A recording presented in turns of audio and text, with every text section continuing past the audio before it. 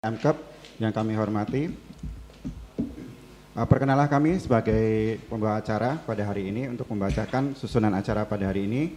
Yang pertama yaitu acara pembukaan, acara kedua yaitu pembacaan kalam ilahi yang akan dibacakan oleh Saudara Ustadz Magdum Alaidin.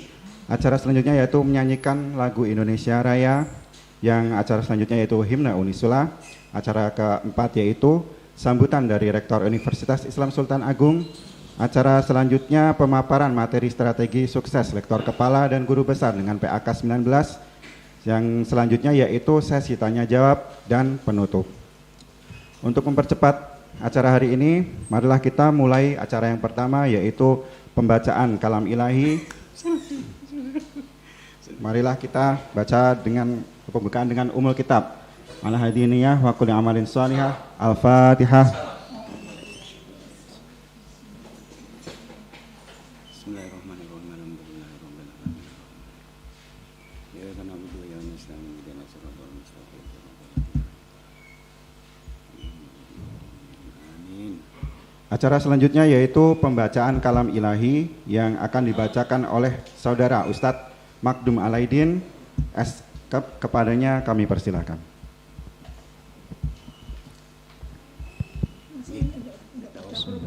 Assalamualaikum warahmatullahi wabarakatuh.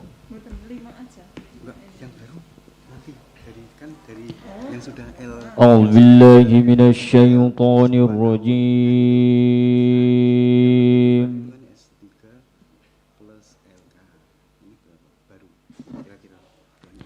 Bismillahirrahmanirrahim.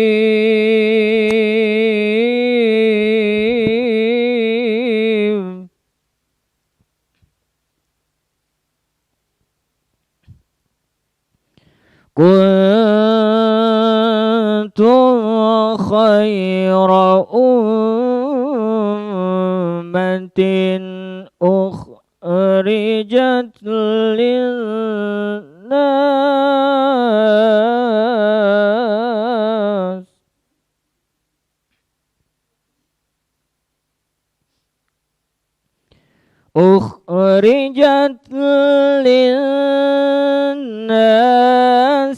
ta'muruna bil ma'rufi wa tanhauna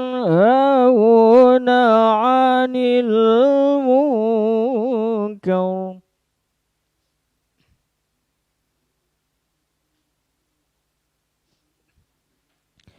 wa tanhauna 'anil munkari wa tu'minuna billah.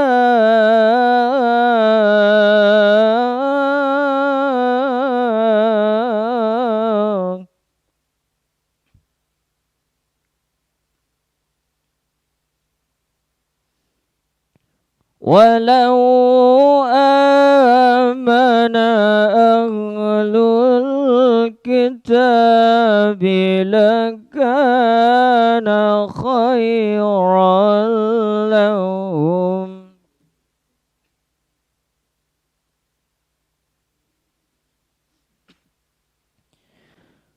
Minhumul mu'minuna wa aktsaruhumul fasiqun.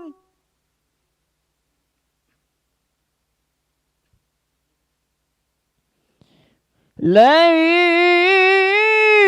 yadurrukum illa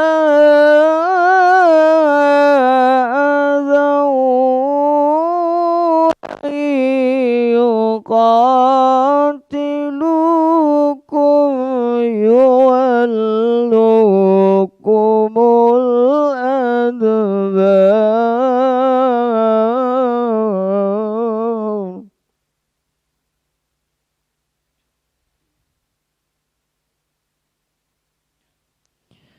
Wa يقاتلوكم يولوكم الأدبار ثم لا ينصرون.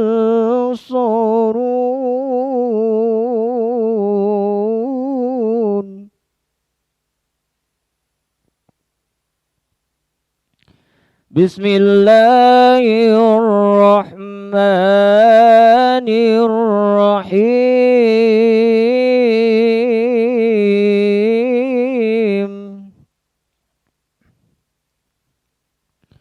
والعصر إن الإنسان لفي خسر إلا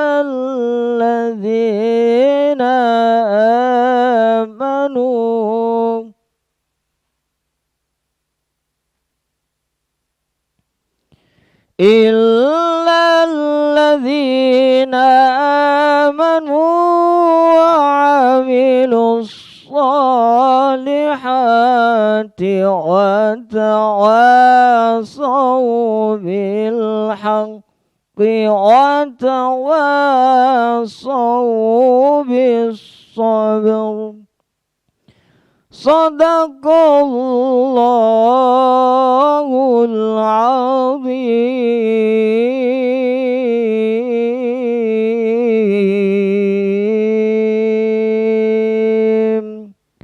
والسلام عليكم ورحمة الله وبركاته.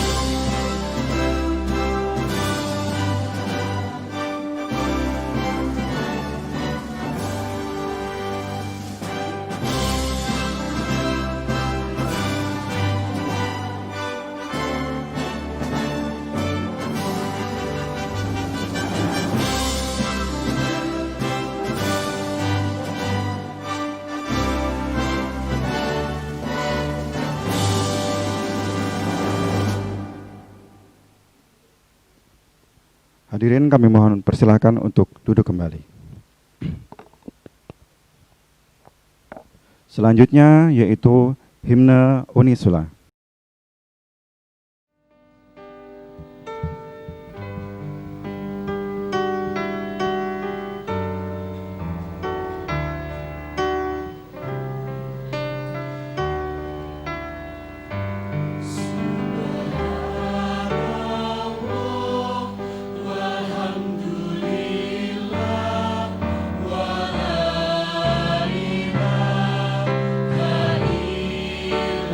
La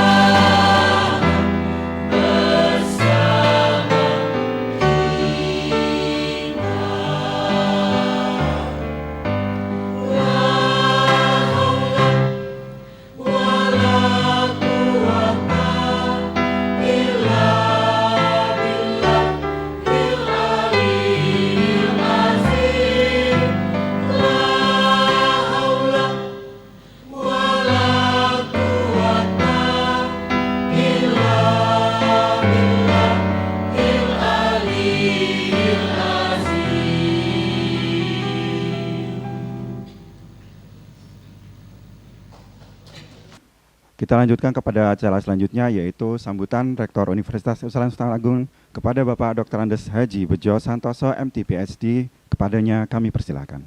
Bismillahirrahmanirrahim. Assalamualaikum warahmatullahi wabarakatuh.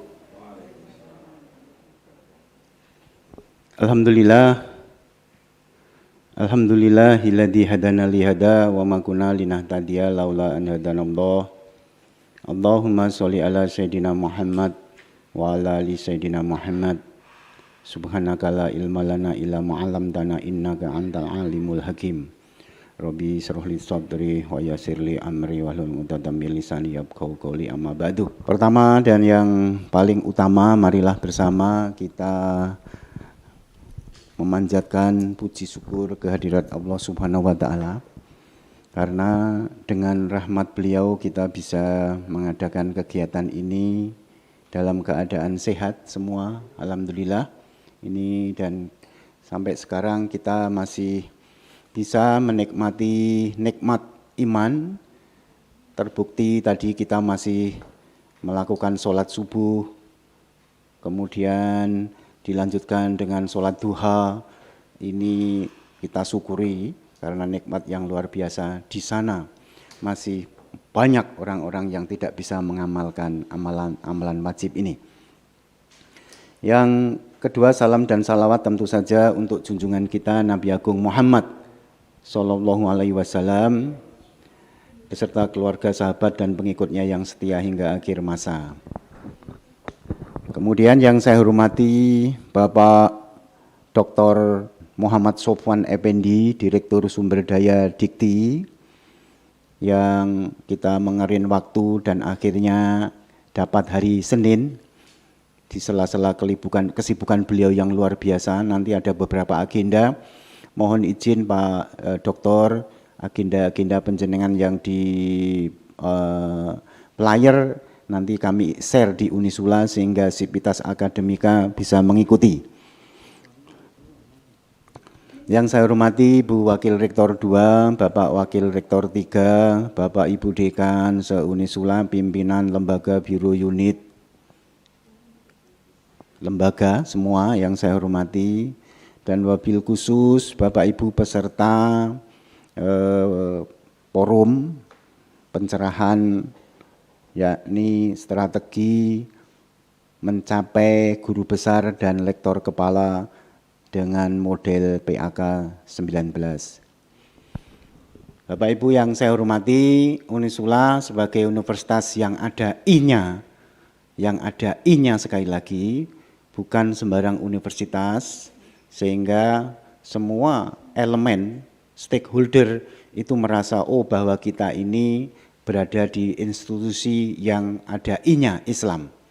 Tentu saja niat semua kegiatan kami ingatkan sekali lagi untuk li'ila kalimatillah. Kalau niat itu salah, nanti di tengah jalan banyak masalah dan akhirnya akan menghantam balik a'udzubillah min dzalik kepada kita semua. Ini maka marilah kita niatan semua aktivitas untuk li'ila kalimatillah dengan mengucap Bismillahirrahmanirrahim. Bapak Ibu yang saya hormati,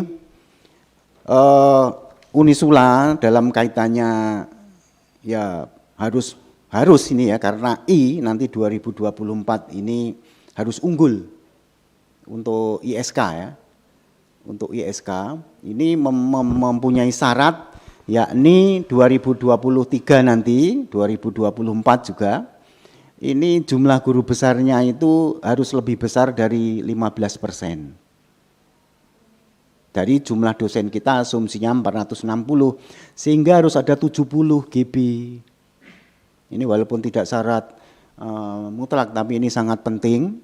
Kemudian rasio dosen total dengan jabatan lektor kepala, lektor dan guru besar secara portofolio harus lebih besar 50%.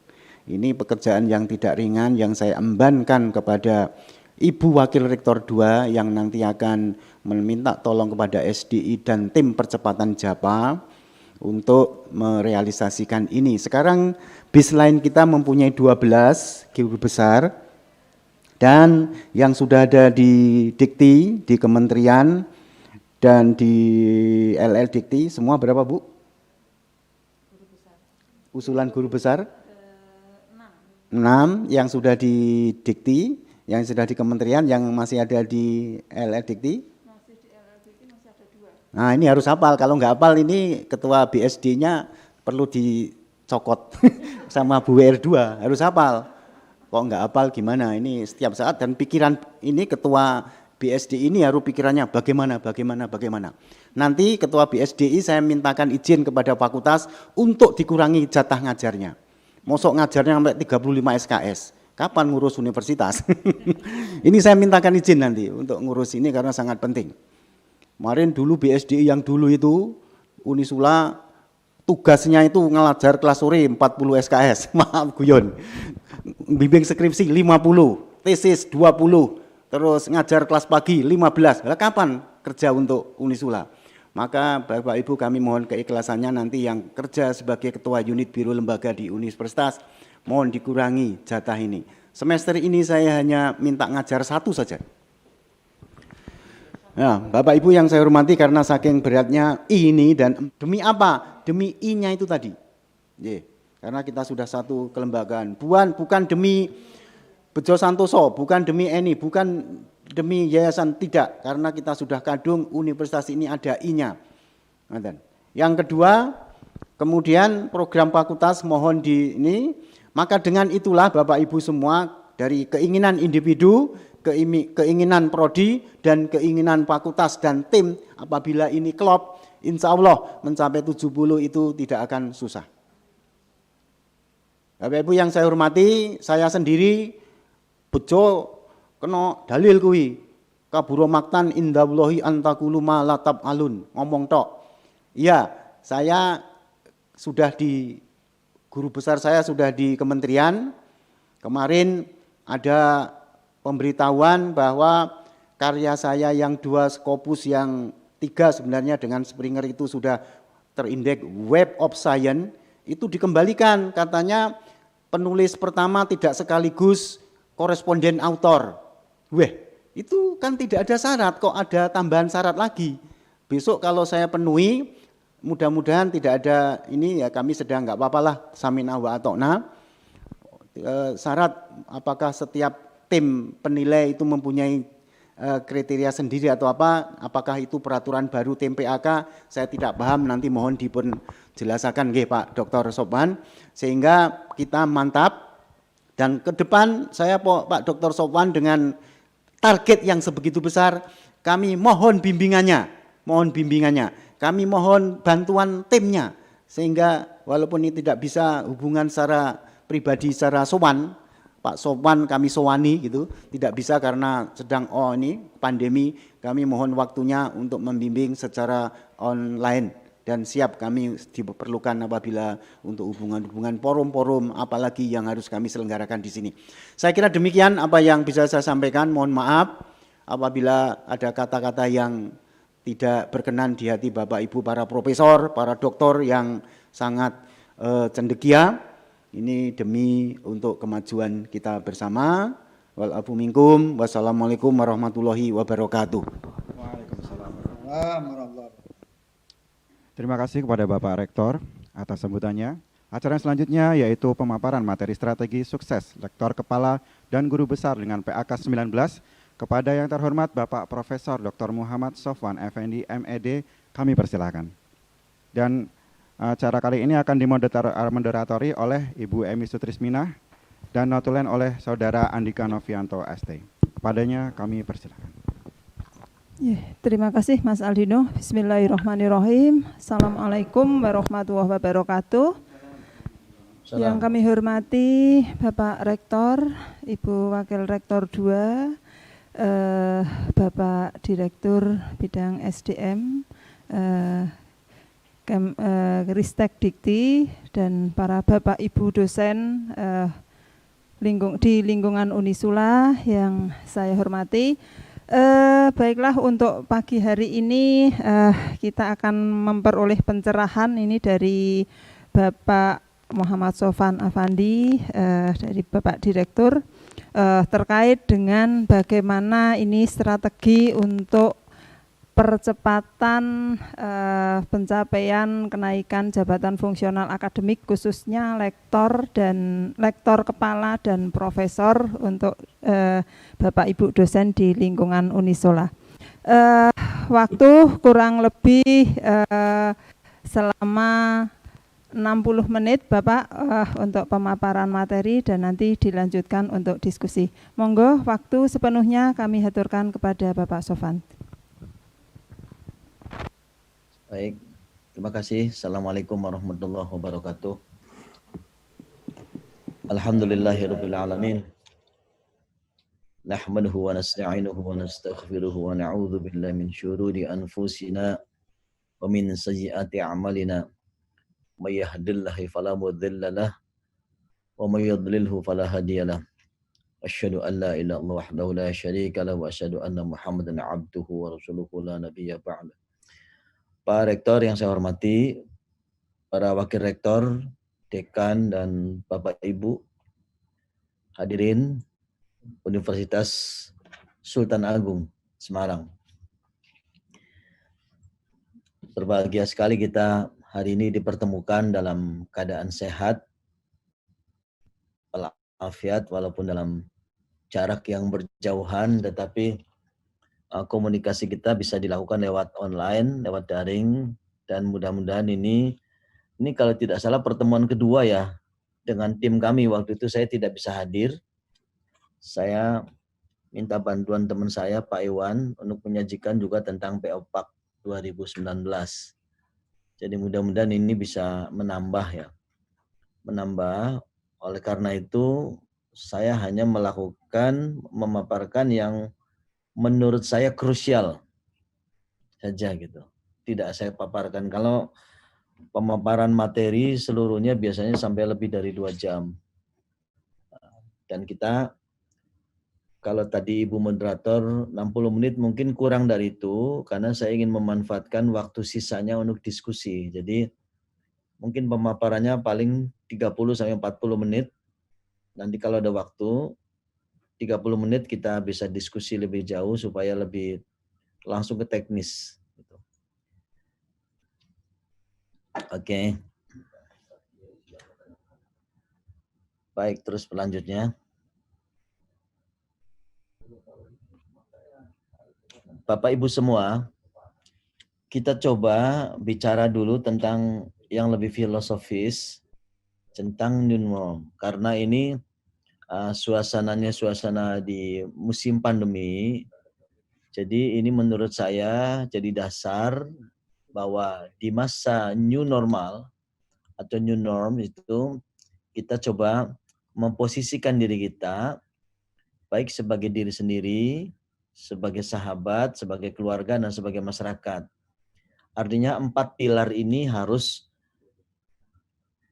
kita pegang atau kita komunikasikan dalam bentuk yang relatif baru atau adaptif ya. Nah, untuk mengkomunikasikan dengan 4 pilar ini, maka kita coba susun juga atau kita setting juga 4 hal yang terkait dengan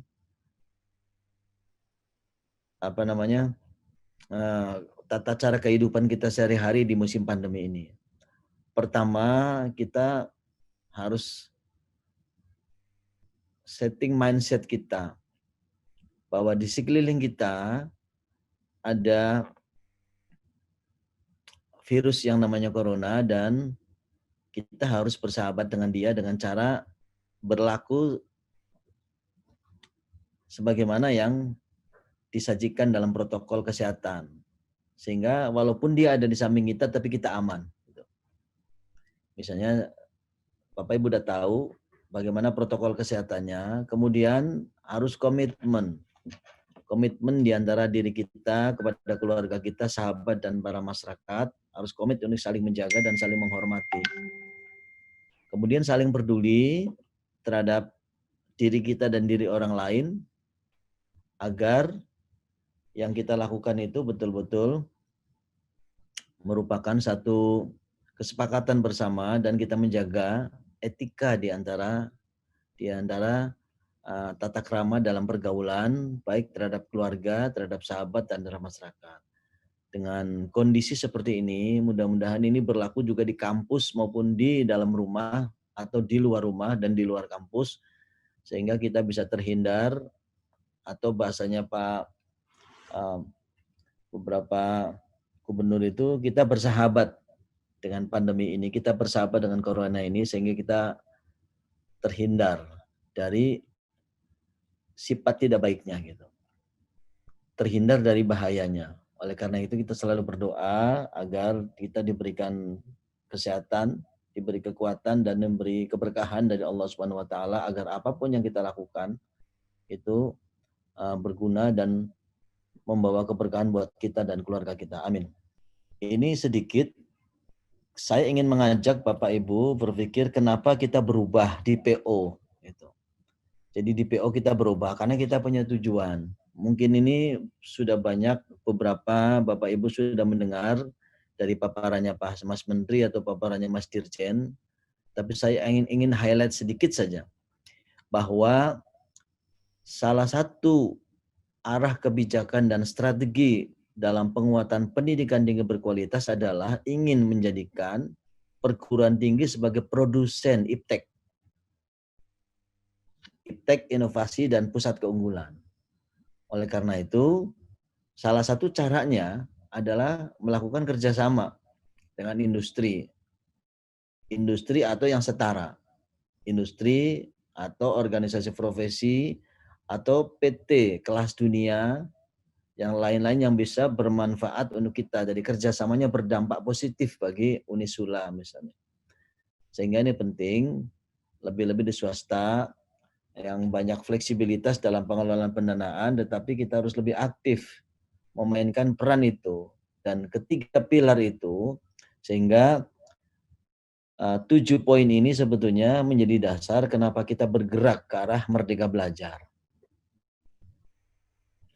Nah, ini juga ada di level kementerian, ada 6 kebijakan yang melandasi kenapa dilahirkan banyak sekali kebijakan-kebijakan yang mengarah pada tema besar, yaitu Merdeka Belajar atau Kampus Merdeka.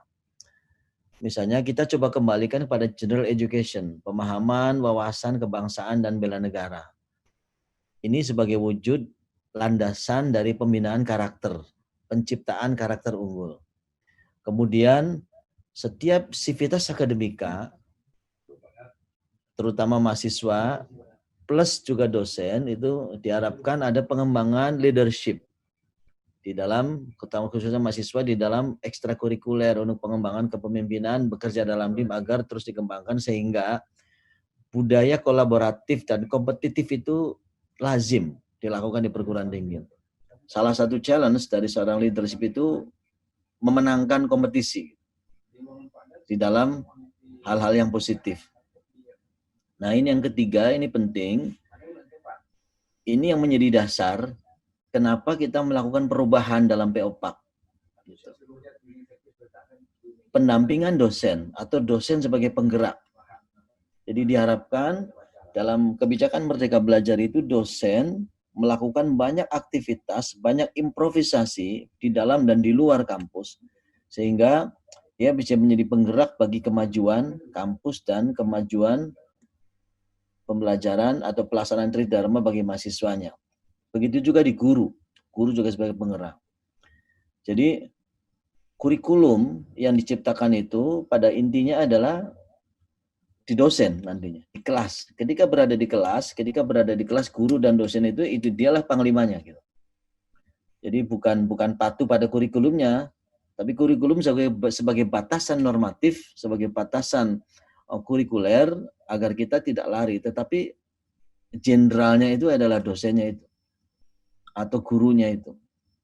Nah, begitu nomor 4 juga sama, tetapi yang nomor 5 ini penting, entrepreneurial mindset. Ketika kita bekerja sama dengan industri, bekerja sama dengan organisasi profesi, dan bekerja sama dengan PT di luar negeri yang berkelas dunia, misalnya apa top 100, apa top 200 itu. Ingat bahwa kita harus mempunyai sinyal pasar yang kuat. Oleh karena entrepreneurial mindset-nya harus kuat. Entrepreneurs itu. Budaya akademik harus mampu dikeluarkan dari kampus dan menggait sebanyak mungkin, seoptimal mungkin keuntungan-keuntungan yang berkaitan dengan competitive advantage, itu misalnya di industri atau di luar industri. Jadi settingnya mindset, di samping kita penguasaan iptek juga harus menguasai pasar, mindsetnya entrepreneurs. Nah, di luaran itu sadar bahwa kita harus menjadi pembelajar sepanjang hayat agar tetap survive. Ingat bahwa di depan kita itu kemajuan itu lebih cepat larinya daripada yang kita peroleh. Contohnya saja kita sedang mencoba mempersiapkan pembelajaran untuk era industri 4.0. Di sisi lain mereka sudah berlari di 5.0. Monggo Pak Rektor. Ini kita kedatangan tamu Pak Rektor UNP dari Ketua PBNU Sumbar. Mari Pak Rektor. Nah, inilah yang mendasari kenapa, slide berikutnya, ini yang mendasari kenapa capaian-capaian pendidikan yang kita dijadikan dasar itu pada intinya ada 3 hal. Pertama, kita ingin bahwa semua mahasiswa dan dosen termasuk sivitas akademik kita itu mempunyai akhlak yang mulia. Ini landasan utama.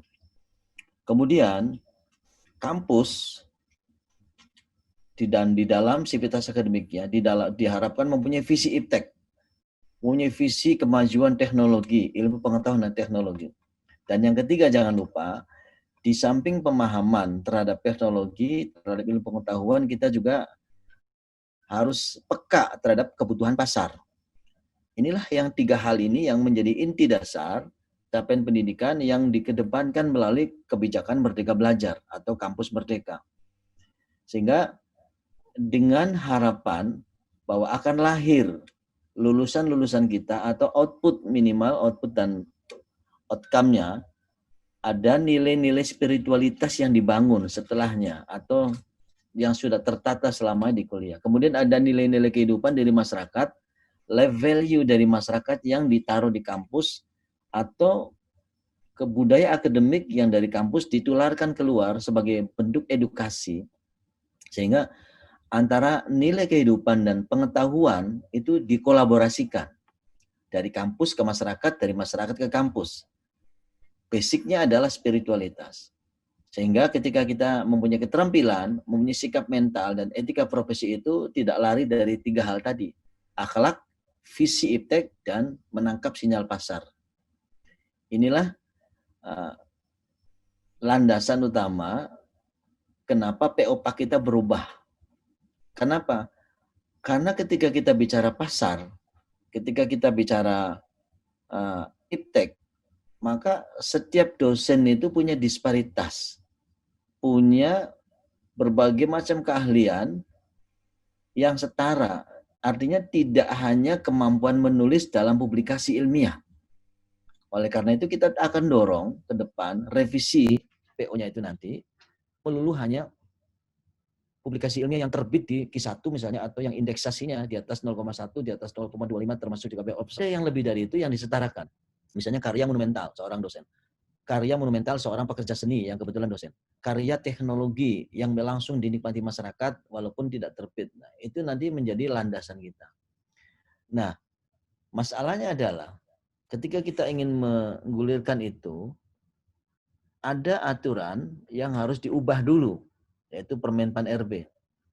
Permenpan RB nomor 92 dan 93. Oleh karena itu, kita mencoba sambil menunggu revisi POPAK untuk diberlakukan di 2021. Nah, kita jembatani dulu dengan POPAK 2019. Ini tidak jauh bedanya.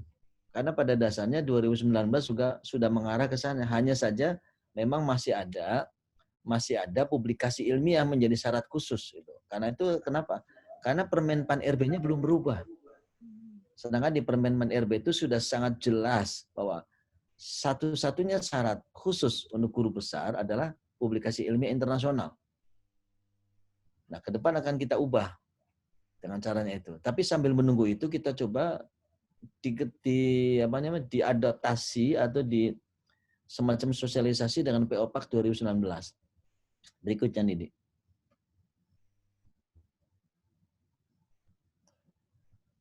Nah, ini beberapa aturan yang sudah keluar. Saya kira Bapak Ibu sudah paham tentang ini, tapi yang nomor 4 ini akan menjadi dasar kita di Permendikbud 03 tahun 2020 tentang Standar Nasional Pendidikan Tinggi. Berikutnya, ini yang menjadi item-item kegiatan yang bisa dilakukan oleh mahasiswa di dalam dan di luar kampus dan diakui sebagai bentuk pembelajaran. Artinya masuk di SKS itu. Dilakukan di luar kampus asalnya, bisa di kampus lain atau malah di masyarakat ini. Ada 9 item, salah satunya magang. Nah, ke-9 proyek ini tentunya tidak bisa dilakukan hanya oleh mahasiswa, harus didampingi oleh dosennya. Oleh karena itu tadi dosennya sebagai penggerak, dosen pendamping sebagai penggerak mahasiswa untuk melakukan poin-poin seperti ini. Terus,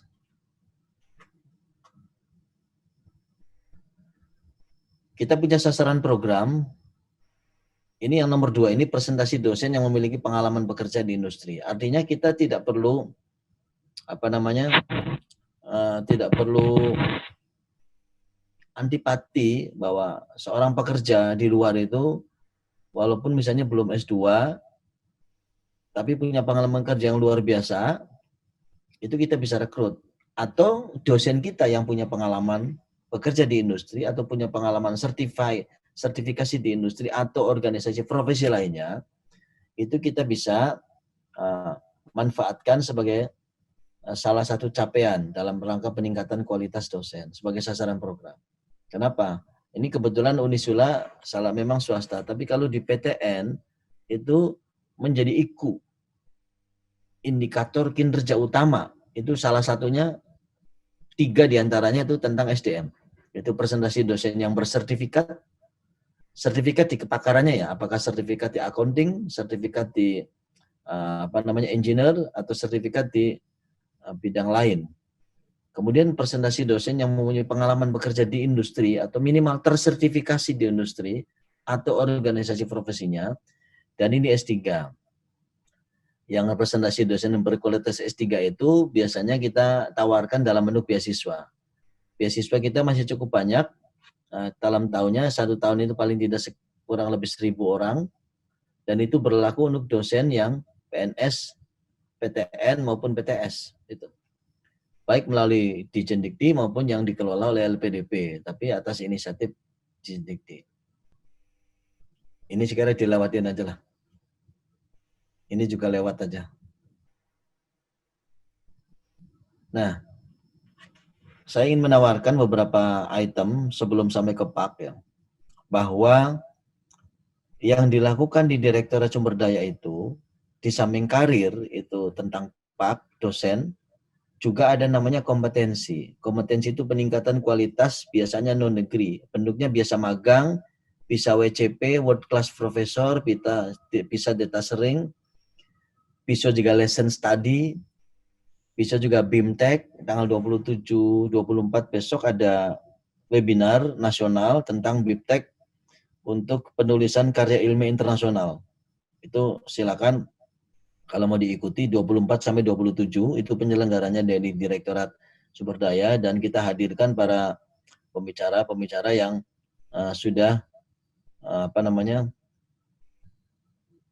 mempunyai pengalaman di tingkat nasional maupun internasional, sehingga dan ini sangat bermanfaat untuk guru, untuk dosen yang sedang mengajukan PAK maupun LK maupun guru besar.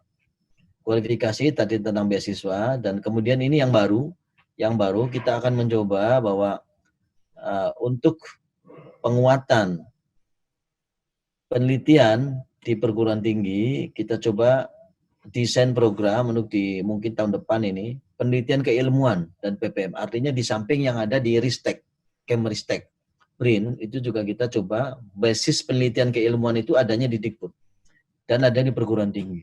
Sehingga nanti kita tawarkan kan program-program ini untuk ditawarkan pada PTN dan PTS, termasuk juga Unisula. Tolong bisa dimanfaatkan ini 4 poin ini: karir, kompetensi, kualifikasi, dan penelitian. Terus Didi, Nah, ini kami coba ringkas ya Bapak Ibu. Itu tadi semua yang kita bicarakan tadi menjadi dasar kenapa kita akan melakukan lompatan kepada perubahan PO, perubahan penilaian angka kredit. Kenapa? Karena satu, kita melihat kemampuan seseorang bisa dilihat dari banyak hal. Dari cara menulisnya, dari cara berpikirnya, bisa juga dari cara berkaryanya. Dan itu semua harus diakui sebagai sebuah kepakaran. Sehingga seorang guru besar itu bisa nanti guru besar yang menelitinya banyak, domainnya meneliti, dan dia publikasinya luar biasa, tapi ada yang berbasis karya nyata. Gitu. Misalnya banyak menulis buku, banyak juga mungkin, jadi kalau di Indonesia, kalau ciptakan dai-dai, kalau dia bidangnya ilmu keagamaan, mungkin dia tidak banyak nulis, tapi dia dakwanya di mana-mana dipakai orang. Gitu. Bisa mensejahterakan masyarakat, menenteramkan masyarakat, itu juga bisa diakui sebagai sebuah karya monumental. Apalagi kalau karya-karyanya bisa dinikmati oleh masyarakat internasional misalnya. Itu bisa sebagai salah satu bentuk keahlian yang bisa diakui dan disetarakan dengan karir internasional bereputasi. Nah, ini kita coba diskusi tentang ini. Ini pemenuhan syarat ya, yang umum, yang khusus karya ilmiah, artikel, dan syarat khusus tambahan. Usulan ke profesor. Jadi kalau yang umum itu, yang umum ya pada dasarnya profesor itu memang harus S3. Walaupun dimungkinkan S2 tapi dengan syarat yang sangat berat. Kemudian memenuhi angka kredit yang dibutuhkan. Misalnya dari LK 400, 500 ke 700 ke profesor itu harus mencapai 850 ke profesor atau maksimal 1050 yang terakhir. Kemudian syarat umumnya tadi saya sempat dengar Pak Rektor mengenai penulis utama dan penulis korespondensi. Posisi penulis itu di karir adalah sebagai penulis pertama sekaligus penulis korespondensi, betul. Untuk di sini di PO 19, tapi nanti akan berubah. Jadi penulis karir, penulis pertama sekaligus penulis korespondensi. Nah, kemudian syarat khususnya itu syarat umumnya. Di syarat khusus karya ilmiahnya, satu karya ilmiah terindeks Scopus minimal, bukan minimal ya, lebih besar dari 0,1 atau Web of Science lebih besar daripada 0,05. Dan jurnal tidak berstatus cancel atau discontinue di Scopus. Ini bagi kenaikan jabatan reguler yang masa kerjanya di atas 20 tahun. Di atas 20 tahun.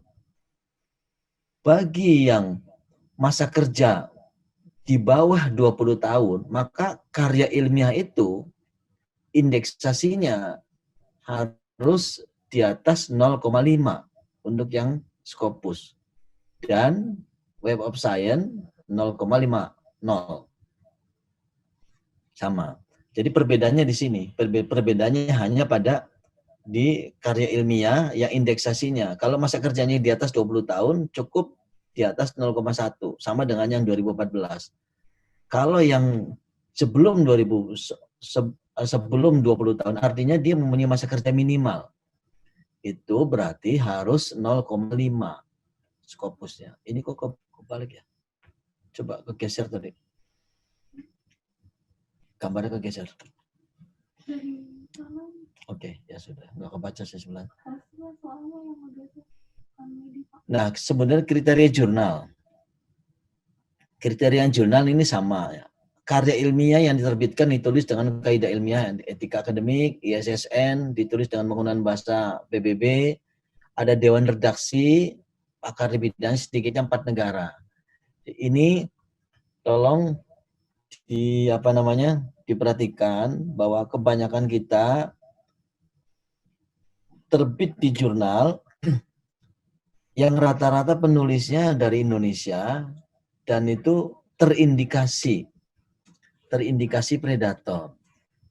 Jadi hati-hati juga pilih jurnal. Jangan sampai karya kita yang bagus kemudian diterbitkan di jurnal yang kurang bagus.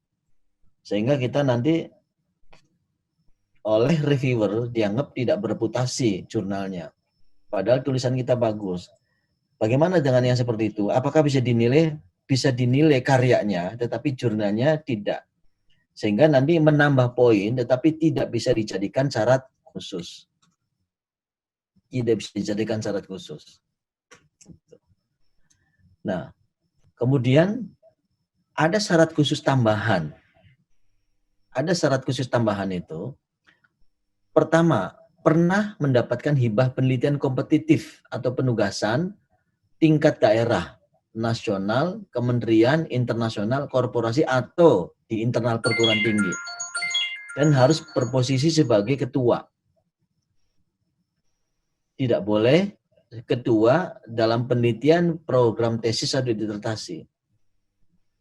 Jadi kalau mau diajukan syarat guru besar, ini khusus guru besar ya, harus seperti ini. Pernah mendapatkan hibah atau pernah ditugasi di level internasional atau di level nasional, bahkan di level perguruan tinggi, dan berposisi sebagai ketua penulis, ketua peneliti. Penugasan dari rektor bisa, tapi kompetitif.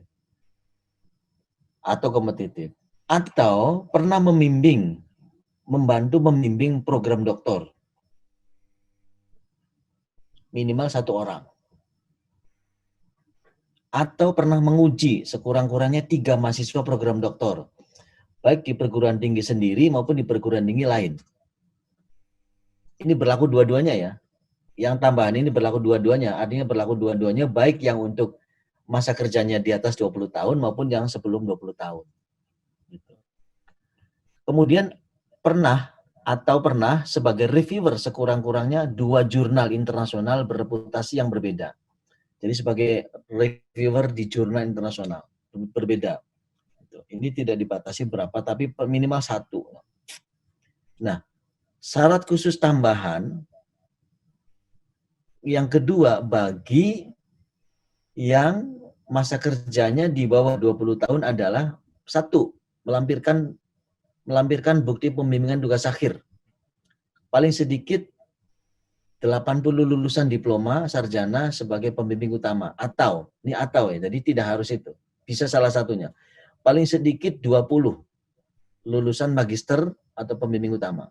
Atau kombinasi. Jadi misalnya di sininya kombinasi itu ya berarti dari berbagai lulusan. Ini khusus bagi guru besar yang diajukan masa kerjanya kurang dari 20 tahun. Tapi kalau yang ada yang 20 tahun tidak perlu yang ini. Khusus tambahan 1 aja. Pernah mendapatkan hibah penelitian, kompetisi, atau membimbing mahasiswa program doktor, atau pernah menguji 3 doktor, atau pernah menguji sebagai reviewer di jurnal internasional yang berbeda. Udah. Nah sekarang, oke, ini LK ya. Kalau tadi kan guru besar, sekarang lektor kepala. Lektor kepala juga sama. Lektor kepala ini yang loncat.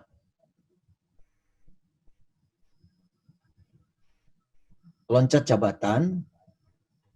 Kayaknya sebelum ini ada deh. Bener ya? Lektor yang reguler, lektor kepala reguler ada nggak? Oke. Ini yang loncat ya. Pemenuhan syarat bagi usulan ke lektor kepala. Kenaikan reguler, reguler dari lektor ke lektor kepala dengan masa kerja di atas 8 tahun. Masa kerja lektornya ya, 8 tahun. Sampai dengan lektor masa kerjanya berapa gitu. Ya, kemudian ada juga kenaikan jabatan reguler dari lektor ke lektor kepala tapi masa kerjanya kurang. Tadi yang sebelah kiri ini 8 tahun minimal, yang ini kurang dari 8 tahun. Syaratnya sama. Syarat umumnya memiliki ijazah magister atau doktor. Jadi boleh kalau lektor kepala boleh magister. Doktor lebih bagus. Memenuhi akad kredit yang dibutuhkan 200 lektor atau 300 ke lektor kepala 400 atau 550 atau 700. Nah, posisi penulis dari Karil adalah sebagai penulis pertama sekaligus penulis korespondensi. Ini masih di PO Pak 2014. Sama ya. Gitu. Kemudian syarat khusus ilmiahnya, satu karya ilmiah artikel jurnal internasional untuk yang S2, sedangkan S3, satu karya ilmiah internasional di jurnal nasional terakreditasi, baik nasional maupun internasional, tidak cancel atau tidak discontinue di Scopus. Sedangkan bagi yang masa kerjanya di bawah 8 tahun, ada tambahan yaitu satu karya ilmiah internasional artikel di jurnal internasional terindeks Scopus paling sedikit 0,15. Atau satu karya ilmiah artikel jurnal internasional terindeks Scopus di atas 0,1 dan Q2. Atau satu karya ilmiah artikel jurnal internasional terindeks Scopus World Creative Analytics non-ESG paling sedikit 0,05 dan jurnal tidak berstatus cancel atau ini. Jadi memang ini kategori yang di luar, yang luar biasa kalau yang masa kerja minimal itu. Kriteria jurnal hampir sama dengan yang di profesor. Kemudian kalau nasional, jurnal yang diakreditasi oleh Dikti tahun sebelum tahun 2017 atau paling sedikit di 2017. Jurnal nasional yang terakreditasi oleh Kementerian Ristek paling sedikit 12, Sinta 12 yang 2018. Nah, kalau syarat khusus tambahan, khusus bagi yang masa kerjanya di bawah 8 tahun, kalau yang di atas 8 tahun tidak ada tambahan, yang di atas 8 tahun harus ada tambahan, yaitu melampirkan bukti paling sedikit 40 lulusan, baik dalam diploma, sarjana, maupun sebagai pembimbing utama. Atau paling sedikit 10 lulusan magister sebagai pembimbing utama. Jadi kalau diploma dan sarjana 40, kalau yang utama, kalau yang magister minimal 10. Atau kombinasi di antara keduanya. Sebenarnya ukurannya bukan jumlah lulusannya, tapi kredit poinnya. Jadi kalau 40 itu dianggap setara dengan 40 kredit poin. Atau 10 kredit poin dengan 40 kredit poin, kalau magister dianggap 10 kredit poin karena 4 gitu. Jadi kalau kreditnya memenuhi syarat, ya itu dibuktinya itu. Misalnya bagaimana kalau kombinasi keduanya? Bisa magisternya berapa, kemudian ininya berapa. Misalnya di sananya 20, di sarjananya 20, berarti di sininya cukup 5 karena sudah terpenuhi di sana. Ada kombinasi di antara keduanya. Gitu. Jadi totalnya sama kreditnya nanti. Berikutnya, loncat jabatan. Nah, loncat jabatan ini syaratnya lebih berat. Namanya juga loncat. Jadi upaya pasti lebih berat. Tapi kalau loncat jabatan ke lektor kepala, itu harus doktor. Baik yang masa kerja di bawah 8 tahun, masa kerja di atas 8 tahun. Memenuhi angkat kredit yang dibutuhkan dari AA ke LK, itu minimal 400 atau 550 atau 700. Posisi penulis dari Karil adalah sebagai penulis pertama sekaligus penulis korespondensi. Jika persyaratan substansi tidak dipenuhi, maka usulan dialihkan melalui mekanisme usulan reguler. Berarti tidak bisa loncat. Karena tidak terpenuhi kreditnya. Berarti loncat. Berarti kalau tidak ke lektor kepala, berarti dia langsung ke lektor. Syarat khusus karya ilmiah itu 2 kali atau 2 karil. 1 diantaranya dipublikasikan setelah pendidikan selesai. Jadi tidak boleh dalam masa pendidikan. Harus ada 1 yang dipublikasikan setelah lulus. 1 karya ilmiah terindeks di atas 0,1. Kemudian 1 lagi karya ilmiah terindeks Scopus di atas 0,5. Ini loncat jabatannya. Jadi banyak. Makanya karyanya 2. Kalau guru besar nanti 4. Syarat-syarat JI sama. dengan yang tadi. Kemudian kriteria internal terakreditasi sama, ada syarat khusus sama dengan yang lompat jabatan, yang reguler tadi, minimal melampirkan paling sedikit 40 lulusan diploma atau sarjana sebagai pembimbing utama. Atau melampirkan paling sedikit 10 lulusan magister sebagai pembimbing utama program master. Atau kombinasi di antara keduanya kayak tadi. Contohnya, misalnya di sana diambil separuh, di sini separuh. Jadi 20 dan 5 misalnya. 5 magister tapi ada 20 sarjana atau diploma. Ini yang loncat ya. Bagaimana kalau loncat profesor? Berikutnya.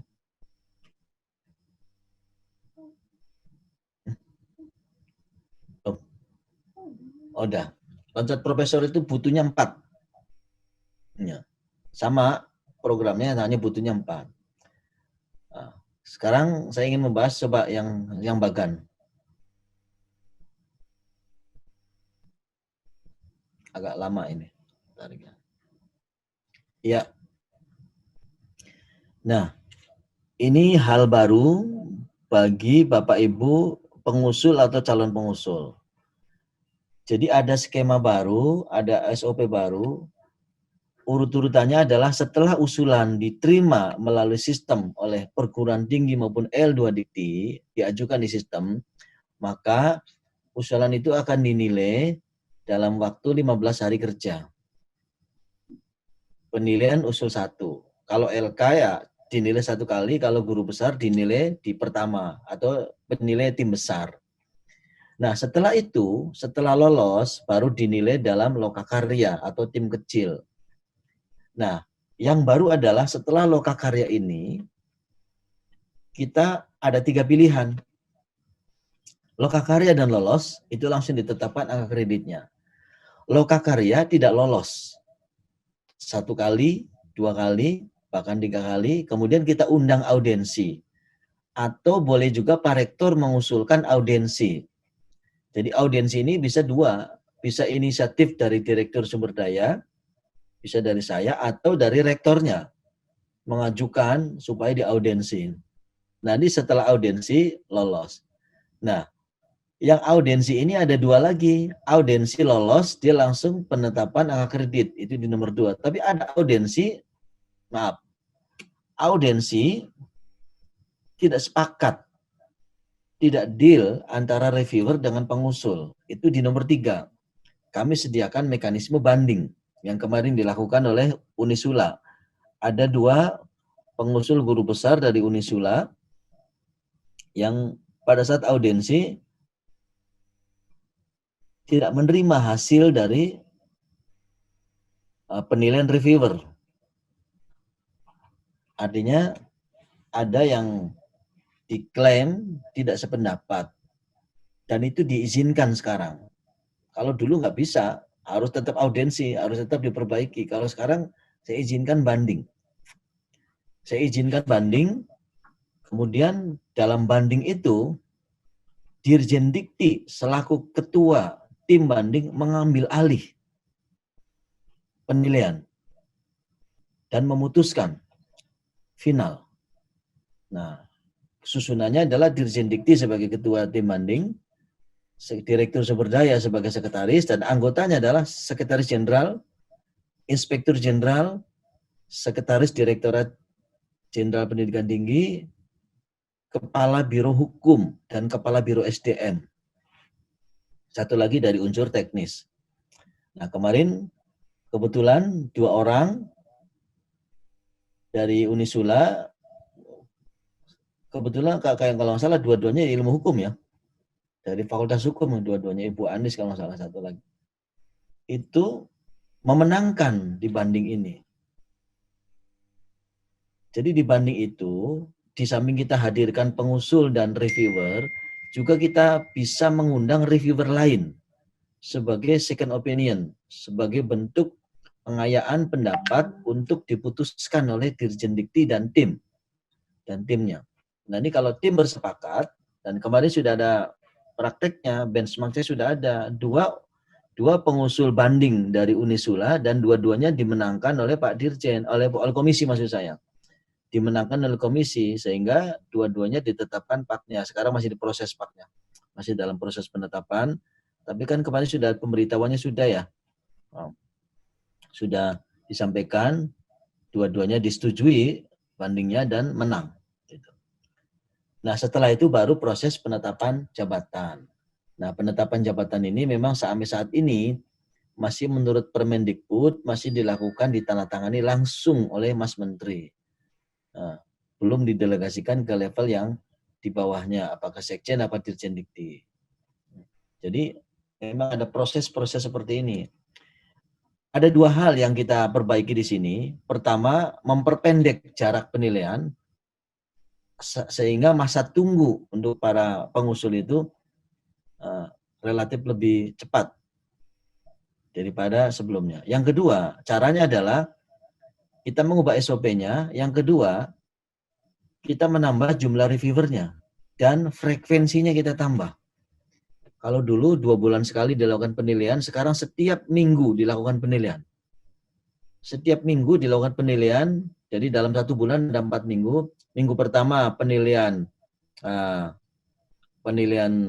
usulan, minggu kedua penilaian usulan, minggu ketiga dan keempat loka karya. Nah ini kalau ada audiensi kita sisipkan di antaranya. Jadi kita bergerak lebih cepat supaya hutang-hutang yang sudah numpuk yang kemarin itu kita segera selesaikan dan masa tunggu para dosen itu relatif lebih cepat. Memang setelah penetapan angka kredit kita serahkan ke Biro SDM dan Biro SDM mengolahnya sampai ke penandatanganan Pak Menteri untuk yang huruf besar ya. Sedangkan untuk yang lektor kepala akan ditandatangani oleh direktur kepala Biro SDM. Nah, terus apa lagi ya? Itu saya kira beberapa pemantik informasi diskusi.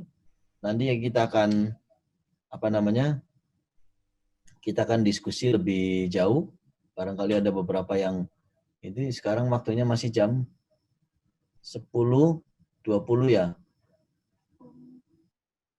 Ya, waktu ada 20 menit lah ya. 20 menit. Mungkin selesainya 11:30. Silakan saya kembalikan ke moderator, Ibu. Ya, baik. Terima kasih, Prof. Raise hand-nya. Tolong tunjukkan. Sudah.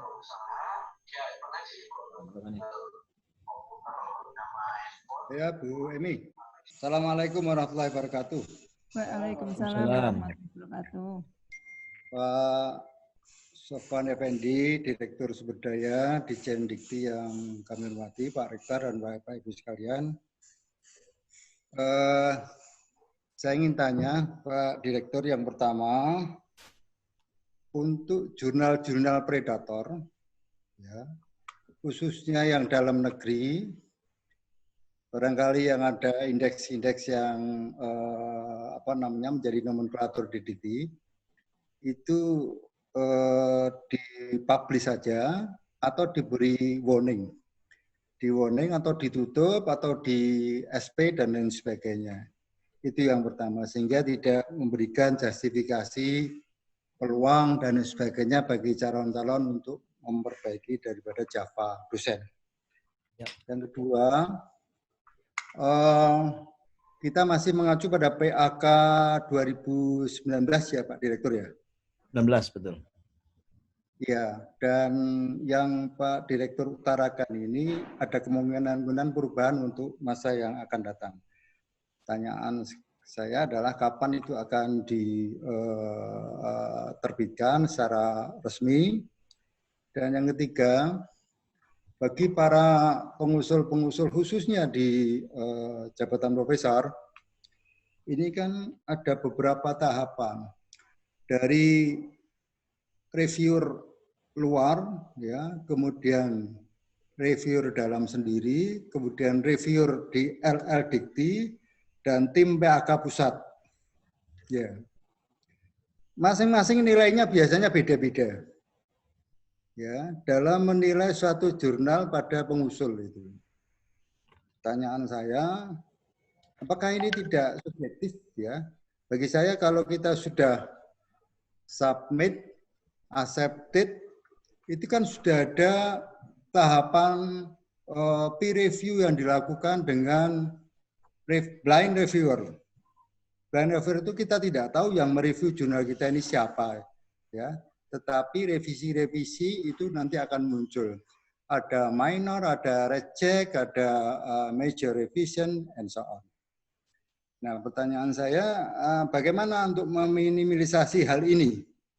Ya, karena kita sudah susah payah masuk di jurnal dengan indeks Scopus, ya, ternyata di sini masih disembelih lagi oleh para reviewer tadi. Itu yang menjadi kendala. Kemudian tadi ada syarat tambahan yang Bapak sudah utarakan dengan indeksasi di SJR dan Web of Science, masing-masing dengan 0,1 dan 0,5 dengan masa masa pengalaman kerja yang sudah dilakukan sebelum 20 tahun dan sudah 20 tahun. Ada hibah, ya, kemudian pernah membimbing untuk mahasiswa S3 atau doktor.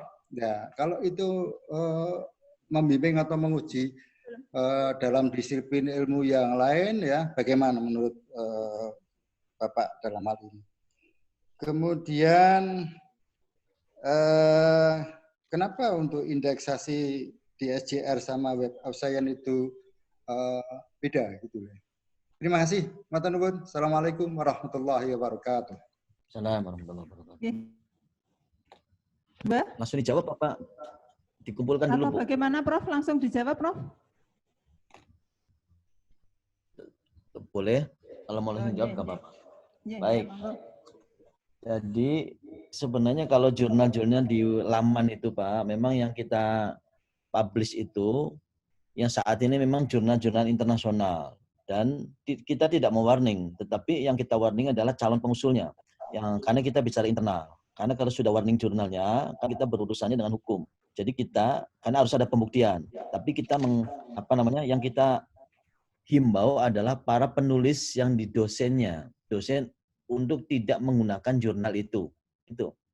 Jadi yang kita himbau di dosennya. Dan kita sajikan di laman. Apa-apa yang kira-kira perlu dicurigai. Atau mana yang perlu direkomendasikan. Itu biasanya kita publish tiap bulan di laman Pak dosen supaya bisa diikuti oleh para dosen. Kemudian Pak PO-PAK 19 itu sudah berlaku per 1 Juli, Pak. Per 1 Juli 2020 nanti akan berlaku sampai dengan 31 Desember 2020. Yang saya katakan revisi itu nanti, itu mungkin apakah PO-PAK Plus atau PO-PAK 2020, dan itu akan diberlakukan per 2 Januari 2021.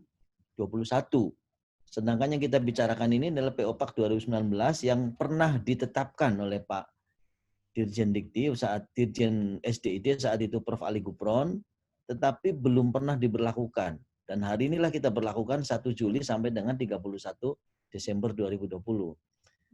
Kenapa ini kita berlakukan? Karena yang kita akan dorong untuk ke depan PO-PAK 2020 lah supaya gampang, itu akan mirip-mirip dengan ini 2019. Sehingga kalau 2014 itu agak jauh selisihnya, tapi kalau 2014 kita mirip. Sehingga kita berlakukan yang ini sebagai ajang adaptasi. Kita mengadopsi syarat-syarat tambahan. Nah, terkait juga dengan proses ya. Proses tadi sebetulnya saya tidak tahu kalau di dalam proses ada pemotongan ya, tapi kalau kredit poin itu bisa. Kreditnya itu bisa memungkinkan ada perubahan. Prosesnya memang seperti itu. Tapi kalau misalnya terkait jurnal itu harusnya sama. Yang bisa berbeda itu adalah karena panduannya itu dari Dikti. Jurnal mana yang tadi kan ada syarat-syarat tuh. Jurnal nasional seperti apa, jurnal internasional seperti apa. Jadi mestinya dalam kurun waktu penilaian yang sama, minimal dalam 1 tahun itu mestinya sama. Bahwa nilainya berkurang mungkin. Kenapa? Karena kadang-kadang kita ada apakah di perguruan tinggi atau di level 2 Dikti itu terutama di penulis kedua. Kalau penulis, misalnya penulis pertama itu jatahnya 60%. Kalau penulis pertama sekaligus korespondensi, dia 60% dapatnya.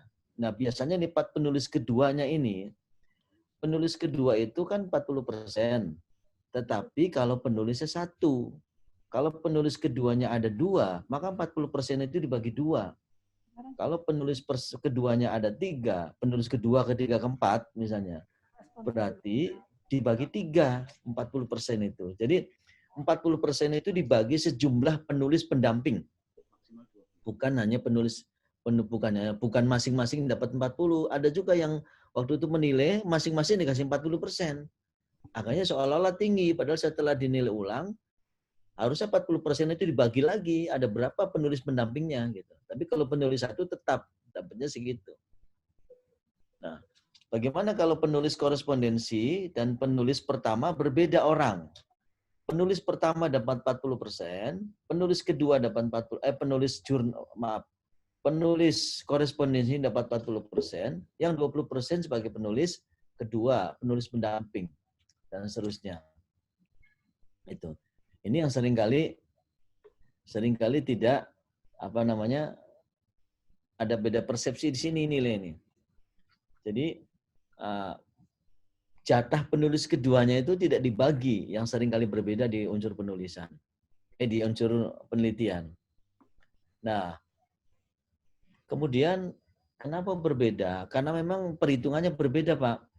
Karir antara Web of Science dengan Scopus itu memang dia mempunyai rumus yang berbeda, sehingga kalau 0,1 saja, 0,1 itu dianggap setara dengan yang Web of Science oleh antara Scopus dengan WOS itu. Karena berbeda cara perhitungan di mereka, dan kemudian ada beberapa intervensi, apalagi nanti kita akan bedakan lagi ini untuk humaniora, untuk sains atau untuk teknik, itu kita bedakan lagi nanti ini pada saat itu. Tapi minimal secara rata-rata itu. Jadi kalau untuk Scopus 0,1 harus di atas itu, sedangkan Web of Science itu harus di atas 0,05. Itu lebih kecil, tapi itu dianggap setara diinikan. Nah, itu sangat teknis di mereka ya. Tapi kita mengadopsi dari hitung-hitungannya mereka, sehingga kesetaraan itu diakui oleh banyak pihak, sehingga kita mengambil rumus seperti ini. Jadi kalau 0,1, berarti kalau di WOS-nya cukup 0,05 gitu. Tidak 0,1 lagi, karena nggak akan tercapai nanti. Atau sangat tinggi ini. Demikian Ibu. Syarat tambahan ya tadi ya, belum ya, maaf ya. Syarat tambahan untuk yang tadi kan sudah jadi ada dua syarat ada. Jadi intinya gini. Ini supaya juga ini guru besar itu ada yang reguler, ada yang non reguler. Yang reguler itu berarti kan syarat-syaratnya tambahannya hanya satu. Tadi kan tambahannya satu, yaitu pernah mendapatkan hibah, kompetitif minimal penugasan dari rektor, pernah pembimbing program doktor, atau minimal membantu membimbing, atau pernah menguji sekurang-kurangnya 3 mahasiswa calon doktor, baik di perguruan tinggi sendiri maupun perguruan tinggi lain, atau pernah sebagai reviewer sekurang-kurangnya pada jurnal internasional yang berbeda. Ini untuk tambahan yang reguler. Kalau yang non-reguler itu kategorinya ada 3. 1, masa kerjanya minimal. Di bawah minimal. Misalnya doktor itu dia di bawah 20 tahun. Lektor kepala itu di bawah 8 tahun. Atau yang kedua kategorinya dia S3-nya belum 3 tahun. S3-nya belum 3 tahun, jadi dia baru doktor lulus 2 tahun, ajukan profesor boleh, tetapi dengan syarat tambahan gitu. Atau loncat jabatan. Nah, kalau loncat jabatan itu kategorinya tidak reguler lagi, karena dia lompat dari lektor ke guru besar, atau dari asisten ahli ke lektor kepala, sehingga tambahannya ada 2. Jadi kalau reguler tambahannya hanya 1, syarat khususnya, tetapi kalau yang jalur luar biasa, bahasa saya, luar biasa itu berarti tadi tuh, yang melampirkan bukti sampai 80, itu untuk doktor, untuk yang profesor, untuk yang 40, untuk yang magister, untuk yang lektor kepala, dan seterusnya sampai yang itu tadi. Demikian, Ibu. Ya, baik Bapak, terima kasih. Gitu Pak Hadin, masih ada yang... Boleh nambah, Bu? Halo, Nggih? ya Bu. Ya. Halo. Direktur, satu lagi. Tim PAK Pusat itu ada masa periodisasinya atau tidak? Kalau ada masanya berapa saat ya? Kemudian Ada Pak, 3 tahun sekali Pak. 3 tahun sekali ya. 3 tahun sekali, tetapi jadi misalnya di SK kan di 2020. Nah, tetapi di 2021 itu sepertiganya harus ganti. Oh, itu. Jadi sepertiga dari jumlah reviewer itu harus diganti berdasarkan evaluasi dari tim yang kami terjunkan. Itu reviewer juga punya etika, ada etika yang harus dijaga, dan ini sebenarnya untuk supaya jangan sampai zona nyamannya itu kelamaan itu. Jadi sehingga kita menjaga objektivitas, sehingga reviewer itu digantinya sih secara rutin 3 tahun sekali, SK-nya 3 tahun sekali, tetapi setiap 1 tahun itu ada penggantian sepertiganya.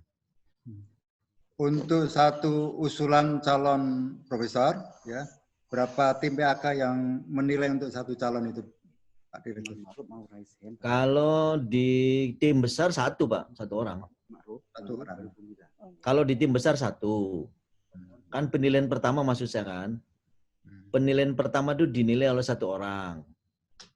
Nanti pada saat di lokakarya itu biasanya kami hadirkan antara 5 sampai 7 orang. Artinya 5 atau 7, bukan antara 5. 5 atau 7 orang. Rata-rata 7 orang. Dalam satu disiplin ilmu atau rumpun ilmu, Pak Direktur? Harus satu disiplin ilmu. Disiplin ilmu ya. Terima kasih, Ya, Pak Direktur. biasanya ngambilnya rumpun, Pak. Ya. Jadi penilainya kan gini. Jadi gini, Pak. 7 orang itu gini. 7 orang itu 1 orang yang sebagai pemain utamanya, penilai utamanya itu harus 1 disiplin. Tetapi yang 6 orang itu harus dalam 1 rumpun. Jadi dalam rumpun ilmu yang berbeda. Menilainya kita bagi-bagi. Ada yang menilai tentang karyanya, ada yang menilai tentang pelaksanaan tridharma lain itu. Jadi 7 orang itu, kalau 7 orang itu menyatakan secara forum dia menyetujui usul guru besar, ya dia lolos berarti. Jadi yang begitu Pak. Sama-sama Pak. Selamat siang Pak Sofan. Saya Mila Pak. Saya udah ngajukan, saya nggak profesor Pak, mau ngajukan LK saja. Ini sudah dinilai di Kopertis itu sejak 19 Desember 2019. Dan sampai sekarang itu belum ada hasil dari penilaian di LS Dikti, bukan di Dikti Pak. Nah ini pertanyaannya, masalahnya di mana? Kemudian nama lengkapnya siapa Bu? Oh, nama lengkap saya Mila Karmila dari Fakultas Teknik. Mila, jurusan ya, Bu, saya PWK Pak. Iya? Mila Karmila ya? Mila, iya Pak. Mila Ya. Karmila STMT ya? Iya, STMT, betul Pak. Ini DN 062107691. Betul Pak, betul. Betul. Nah itu kalau dilihat tadi yang Bapak sampaikan berdasarkan diagram itu kan rasanya sangat memberikan semangat bagi saya terutama atau teman-teman yang lain terkait dengan bagaimana mengajukan dari lektor ke lektor kepala dan guru besar. Tapi itu tadi masalahnya di mana saya juga tidak tahu. Padahal di situ sudah tertulis bahwa sudah dinilai, tapi sampai sekarang juga belum ada sampai ini apa nih Juli. Bentar, ini saya punya update-nya Bu. Langsung saya jawab ya Bu. Ya Saya Pak, cek di silakan. sistem, saya cek di sistem usulan Ibu sudah disetujui per 1 April 2020. Oh ya. 1 April 2020 ya Pak? Ya, artinya sekarang mungkin nanti mungkin disetujui untuk proses berlanjut. Mungkin saya tidak tahu, nanti biar dicek Mbak Nidi. Mungkin saja dalam proses SK. Atau LK-nya mungkin saja ya. Karena kalau 1 April 2020 mestinya itu sudah masuk ke SK itu. Iya. Karena di sistem saya usul ibu sudah disetujui dan sudah saya tanda tangani kayaknya itu. 1 April 2020, Bu. Pak Dr. Sofwan dari Unisula yang bahasa tanda petik yang senasib dengan Bu Mila itu ada 4. Ya, ada 4. Termasuk Bu Atina, Bu WR2, satu lagi. Bu Kirim Eni. aja pakai WA, Bu. Pak. Siap, nanti kami kirim. Kalau takut salah tulis nanti. Siap. Ya, Ya. ya, makasih Pak Sofwan atas. Tadi Bu Mila sudah ya. Bu Mila kan sudah. Ya, makasih Pak. SK-nya 1 April 2020, Bu. Oh iya. Tinggal ditanya aja L2 mungkin diktinya. agak lama aja ya. Enggak apa-apa, Pak. Nggih, mungkin coba ditanya L2 dikti SK-nya udah terima belum itu. Oh iya. Ya, makasih Pak. Assalamualaikum warahmatullahi wabarakatuh. Salam. Terima kasih Bu Mila. Jadi begini Bapak Sofwan yang perlu kami aturkan. Jadi memang beberapa pengajuan di Unisula itu yang sudah didikti ini kebetulan ada 19 begitu Bapak. Yang memang yang lama itu kurang lebih ada 8 begitu yang memang kami di sistem kami itu memang masih dalam penilaian tim PAK Dikti, mengatakan. Tapi kalau tadi Bapak sampaikan sudah selesai, begitu tinggal proses, ini alhamdulillah dan harapan kami juga bisa segera muncul Bapak Ibu dosen yang lain, termasuk yang pengusulan-pengusulan yang kemarin itu memang ada beberapa untuk pengusulan lektor kepala dan juga guru besar. Gitu. Ini masih ada waktu kurang lebih 20 menit. Monggo Pak Umar Ma'ruf tadi yang menyampaikan akan bertanya, monggo silahkan langsung disampaikan. Pak Umar. Terima kasih. Assalamualaikum warahmatullahi wabarakatuh. Pak Dr. Sofwan, saya Umar Ma'ruf dari Fakultas Hukum Unisula. Pak Dokter. Bukan Pak Amin Ma'ruf ya? Umar Ma'ruf. Oh, Umar Ma'ruf. Jadi, pertama tadi terkait dengan koresponden autor. Setahu saya kan tadi yang PA 2014 tidak ada syarat itu untuk syarat umum. Ya. 2019 ada syarat itu. 2014 jadi ada, juga Pak. Pak Sofyan katakan, ini 2019 ada dan berkemungkinan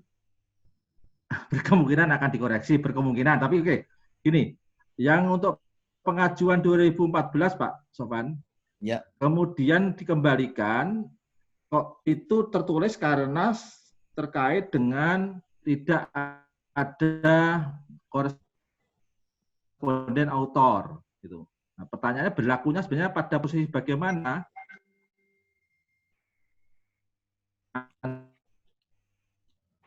antara PA 2014 dengan 2019 ini Pak Sofwan begitu.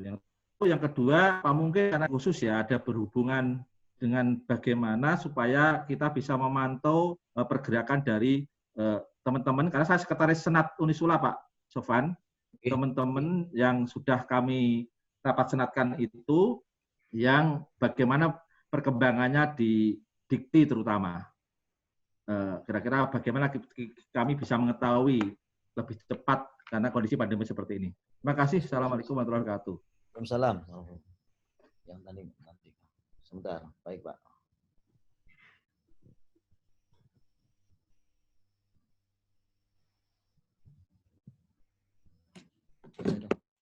Baik Pak, jadi gini Pak, yang korespondensi itu tujuannya bisa 2. Kalau Bapak ngajukan di sebelum 30 Juni, maka sebetulnya kan penilaiannya itu dengan PO PAK 2014 Pak.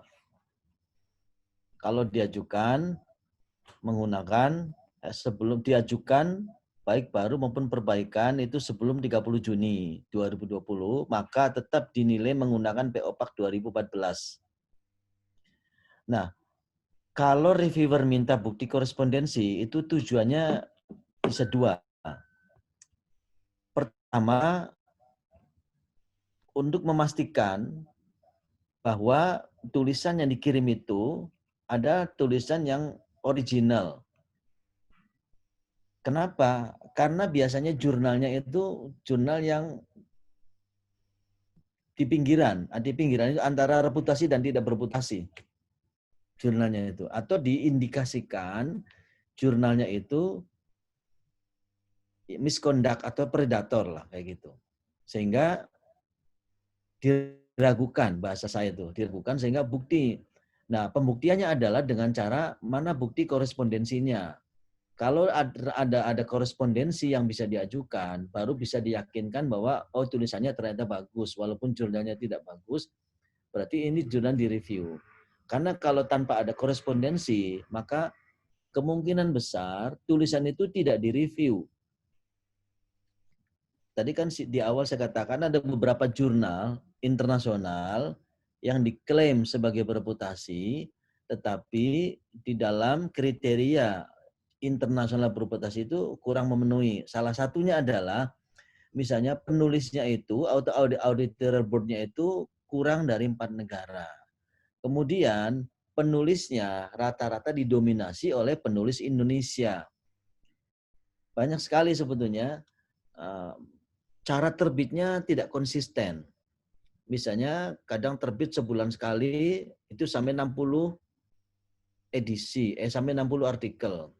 Tapi bulan berikutnya terbit juga, kadang sampai 100 artikel. Ada lagi kadang hanya 50, enggak konsisten itu. Kenapa?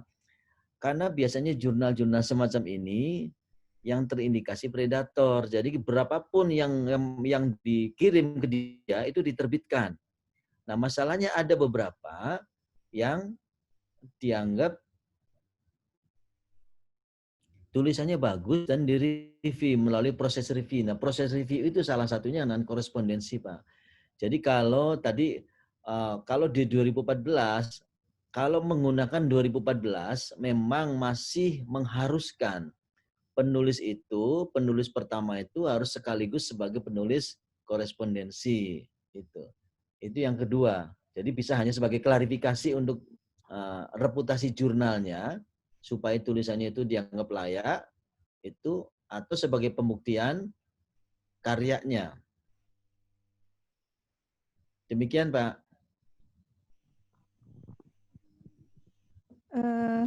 Waktu itu kalau nggak salah yang maaf saya potong lagi. Waktu itu kalau nggak salah Bu Anis siapa ya? Yang waktu Anis, banding ya. itu. Ibu-ibu ya? Ada Bu Anis sama Bu Sri Kusria. Bu Sri Kusria enggak yang diminta. Oh, Bu Sri Endah. Yang diminta publik, yang diminta korespondensi itu kan? Ya, Prof. Saya Bu Sri Endah, Prof. Nah, kan Bu Sri Endah kan waktu itu tulisannya bagus sebetulnya kan. Tapi kan kebetulan jurnalnya itu terindikasi sebenarnya tidak di-cancel, tidak ini, tapi reviewernya itu ingin tahu kalau ibu bisa menunjukkan bukti korespondensinya, artinya diyakini bahwa tulisan itu bagus karena melalui review, melalui hidden review. Tetapi kalau tidak bisa menunjukkan hidden review, tidak bisa menunjukkan bukti korespondensi, ada kemungkinan sebenarnya tidak direview. Itu sebenarnya hanya pembuktian itu. Dan itu nggak apa-apa sebetulnya kalau kita punya, kalau yang pasti direview pasti ada bukti korespondensi. Dan ya, itu Prof. sah saja. Nah, akhirnya kan lolos kan. Diyakini lolos. Terima kasih, Prof. Demikian sebetulnya yang dimaksud Pak Umar tadi. Monggo. Saya nih, Prof. Ya. Ini tadi Prof masih ada satu pertanyaan dari Pak Umar tadi yang sepertinya belum terjawab. Ini bagaimana terkait dengan Unisula ini linknya hubungan untuk bagaimana kami ini bisa mengikuti perkembangan begitu perkembangan iya betul. Kemajuan kami inje Bapak. Betul, itu sebenarnya PR saya itu. Artinya PR saya sebagai direktur. Saya ini saat ini ya, kalau saat ini kan memang untuk yang PTN itu sudah bisa langsung oleh perguruan tingginya, tetapi untuk yang PTS itu sementara ini masih masih dikumpulkan di adminnya L2 Dikti kan. Nah, kami sedang mencoba kami sedang mencoba harus bicara sama L2 Diktinya bagaimana supaya end user itu berarti kan PTS itu bisa mempunyai akses tapi tidak bisa mengubah, tidak juga bisa mengirim, karena kalau mengirim itu salah satu syaratnya adalah ada persetujuan dari L2 Dikti. Tapi kami sedang mencoba sistem itu untuk perbaikan ke depan supaya end user itu bisa langsung menggunakan aksesnya langsung. Seperti hanya kalau beasiswa itu kan kita tahu lolos apa enggak, prosesnya di mana, kita lolos wawancara apa enggak, itu langsung orangnya bisa tahu gitu. Nah sekarang tinggal nanti ini tinggal antara pembicaraan antara pusat, maksudnya di kami dengan di L2 Dikti. Bagaimana praktisnya supaya L2 Dikti juga tidak dilangkai, tetapi akses end user itu bisa dipenuhi gitu. Ini memang masih dalam apa namanya desain. Tapi saya ingin sudah beberapa kali saya utarakan di di perbaikan sistem itu supaya end user itu bisa. Bahkan saya tadinya malah setiap dosen itu harusnya bisa. Setiap dosen pengusul itu bisa, tapi dengan dikasih passwordnya gitu. Dikasih password, tapi hanya sebagai monitor, tidak bisa mengubah apapun, hanya monitor aja. Tidak bisa mengusulkan, tapi hanya dia minimal punya dia tahu proses saya sampai di sini gitu. Bahkan sekarang item untuk SK pun sekarang saya lampirkan sebetulnya di laman Pak dosen itu, bukan di laman, di sistem Pak dosen itu. Jadi SK itu mestinya bisa dilihat di situ. Tapi masalahnya saat ini teman-teman di Biro SDM itu belum berhasil mengupload dokumen SK yang bisa dilihat langsung oleh pengusulnya. Nah, tapi sistemnya sudah ada, itunya apa namanya instrumennya, atributnya sudah ada. Bahwa SK tinggal klik aja SK, nanti SK-nya muncul. Jadi Bapak Ibu bisa ngeprint sendiri mestinya SK-nya. Kalau sudah diupload di situ. Kayak tadi kan yang Ibu Mila tadi kan di situnya diproses. Padahal begitu saya cek tanggal 1 April itu sudah di SK-kan. Maksudnya sudah dalam proses SK. Yang mungkin saya tidak tahu apakah SK-nya masih di Biro SDM atau masih di L2 Dikti, saya nggak tahu. Itu karena perlu dilacak lagi itu. Tapi dari saya udah selesai, itu udah lama. Udah lama itu udah saya kirim gitu. LK-nya mungkin juga dalam perjalanan ininya paknya. Kan kalau paknya dikirim dari sini, dikirim dari coba nanti minta tolong Mbak Nidia Unisula, ada nggak yang dikirim paknya? Demikian Ibu. Terima kasih Prof. Jadi nanti kami juga mohon izin ini berhubungan dengan ini berkomunikasi lebih lanjut dengan Mbak Nidia ini terkait perkembangan untuk Bapak Ibu dosen kami yang ini ada 13 lektor kepala dan 6 guru besar. Tapi ini kabar baiknya yang memang sudah kami terima itu yang 2 kemarin yang banding dari Fakultas Hukum itu sudah disetujui, dan harapan kami ini juga yang 4 berikutnya ini juga bisa segera disetujui, begitu Prof. Masih ada waktu kurang lebih 10 menit, mungkin kami berikan kesempatan kepada satu penanya lagi, monggo, mumpung ini ketemu dengan Bapak Direktur langsung. Saya ya Bu Emi. Nggih, Bu Umu. Oh, nggih, monggo Bu Umu. Dokter baru, nggih, menika monggo. Matur nuwun. Assalamualaikum warahmatullahi wabarakatuh. Prof. Sofwan yang saya hormati, Pak Rektor dan Bapak Ibu semuanya yang saya hormati. Dan saya belum profesor loh, Bu. Nggak apa-apa, doa Prof. Doakan. Nun sewu, yang ingin saya tanyakan, saya lektor kepala dari tahun 2007 kalau nggak salah, dengan KUM 498. Kemudian bulan Juli ini, alhamdulillah saya baru selesai dari S3. Yang ingin saya tanyakan, sebaiknya saya mengurus lektor kepala ke 550 atau nanti nunggu 3 tahun baru ngurus guru besar. Kemudian yang kedua, tadi itu banyak sekali jurnal per bulan Juni 2020 yang discontinue. Nah ini kan sesuatu yang merugikan bagi kita para dosen yang sudah terlanjur nulis, kemudian misalnya sedang proses di LL Dikti untuk naik kepangkatan, tetapi ternyata jurnal-jurnalnya itu discontinue. Saat saya menulis misalnya ya, saya misalnya menulis Januari 2020, kemudian 3 tahun berikutnya saya mengajukan guru besar atau mungkin lektor kepala ke 550. Apakah kemudian jurnal itu ternyata discontinue? Ini kan merugikan saya, padahal saya sudah misalnya ikut konferensinya ke luar negeri, udah membayar, mengeluarkan biaya yang cukup besar. Itu apakah bagaimana menurut Pak Sofwan, apa sebaiknya misalnya saya solusinya nggak tahu ya, itu apa kebijakan dari Dikti bagaimana? Mungkin itu yang saya tanyakan, Pak Sofwan. Terima kasih. Wassalamualaikum warahmatullahi wabarakatuh. Waalaikumsalam. Sebenarnya pertama ya Bu ya, karena Ibu baru lulus doktor, memang kalau mengajukan reguler itu doktornya nunggu 3 tahun. Nah, tetapi kalau Ibu punya publikasi banyak dan cukup dengan syarat-syarat tadi, bisa aja Ibu mengajukan. Walaupun S3-nya belum 3 tahun, bisa mengajukan profesor. Misalnya kan bulan Juli nih, misalnya tahun depan ngajukan, doktor baru 1 tahun, publikasinya banyakin, publikasinya paling tidak ada 4 syarat khusus yang harus dipenuhi. 4 syarat khusus itu, publikasi internasionalnya, 2 publikasi harus berindeks di atas 0,1, yang 2 lagi di atas 0,5. Itu Bu. Itu yang karena loncat kan, maaf bukan loncat, karena masa kerja di bawah, doktornya di bawah 3 tahun. Kemudian ada syarat tambahan tadi, melampirkan minimal misalnya 80 untuk yang 80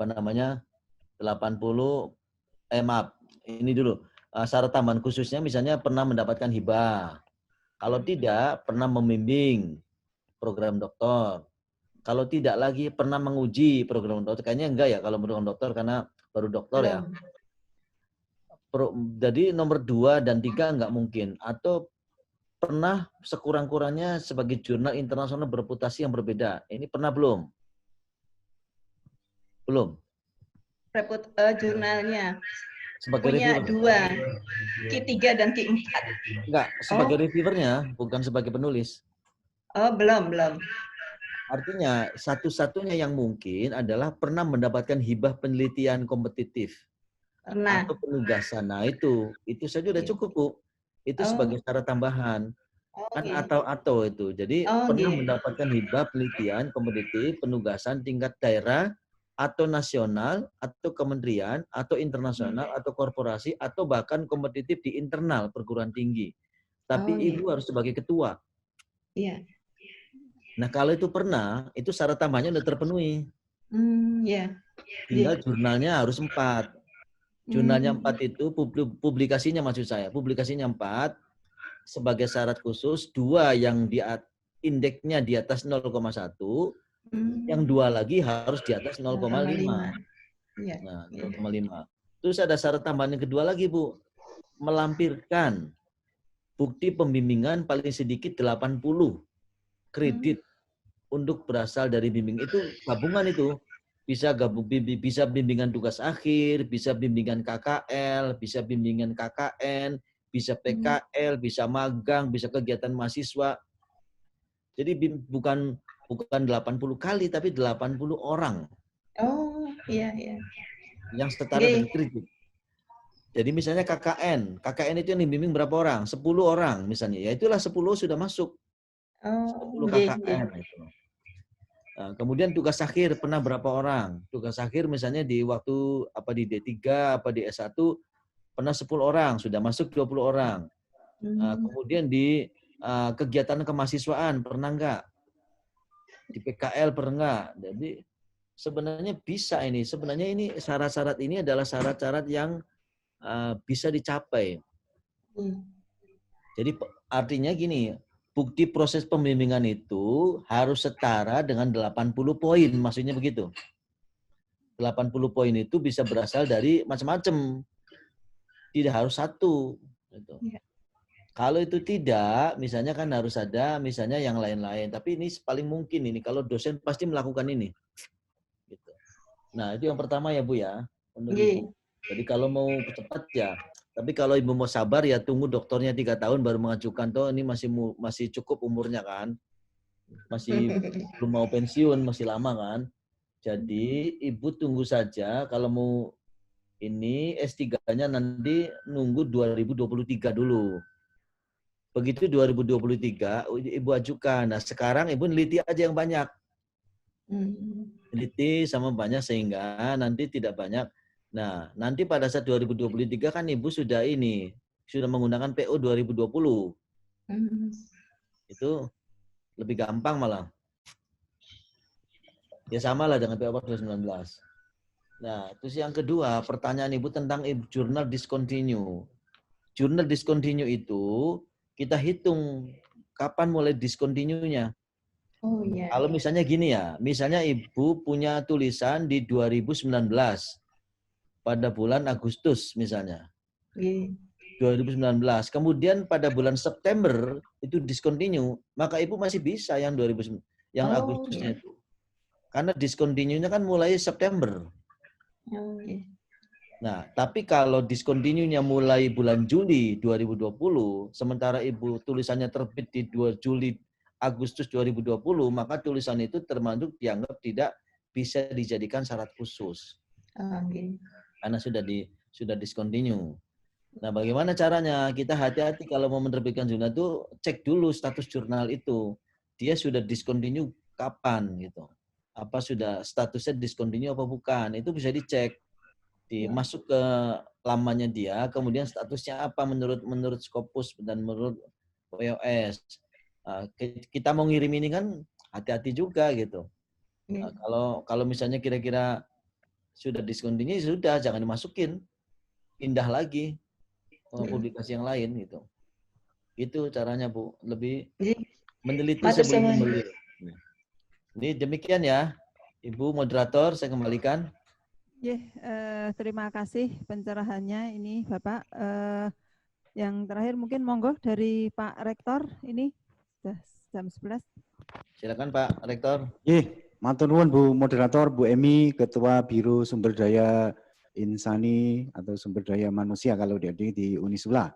Alhamdulillah forum ini telah menemukan resep. Nanti perlu follow up yang situ.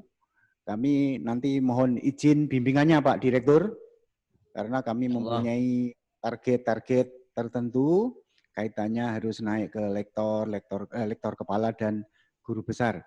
Yang sekarang ini dalam 3 bulan terakhir ini Unisula mengalami panen pengajuan lektor kepala dan lektor serta guru besar. Jadi sudah ada iklim yang kondusif. Untuk ke depan mohon bimbingan dan arahan dan mohon izin saya untuk selalu berkomunikasi dengan Pak Direktur atas bimbingan dan arahannya. Nanti kami lewat Mbak Nindya atau langsung kepada Pak Direktur sendiri. Atas bimbingannya dan perkenannya materi yang sangat bagus ini untuk modal untuk memberikan semangat bagi kami untuk menampaki hari esok yang lebih baik. Saya akhiri dengan pantun khusus untuk Pak Dr. Sopwan. Pulau Pandan jauh di tengah, pulau di balik pulau angsa nan dua. Walaupun jiwa nanti telah di kalang tanah, budi baik Pak Dr. Sopwan akan kami kenang jua selamanya. Allahumma amin. Amin. Matur nuwun Pak Rektor. Amin. Terima kasih Pak Rektor.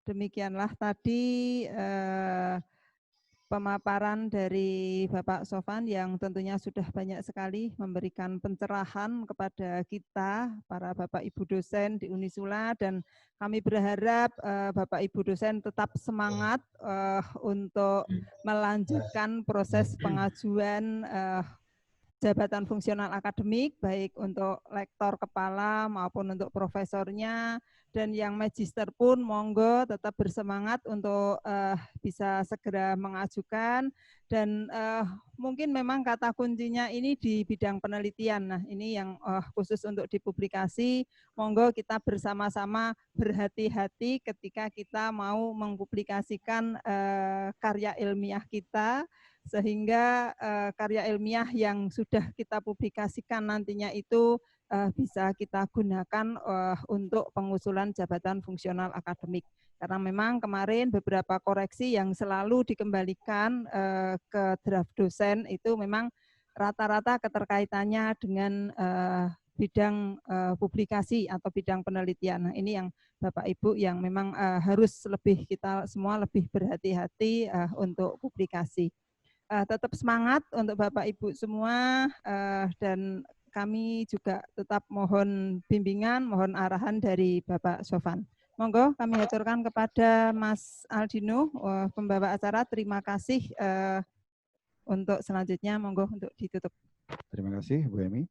Bapak dan Ibu yang kami hormati, dengan berakhirnya sesi tanya jawab pada acara ini, maka berakhirlah acara webinar strategi sukses lektor kepala dan guru besar dengan PAK 19.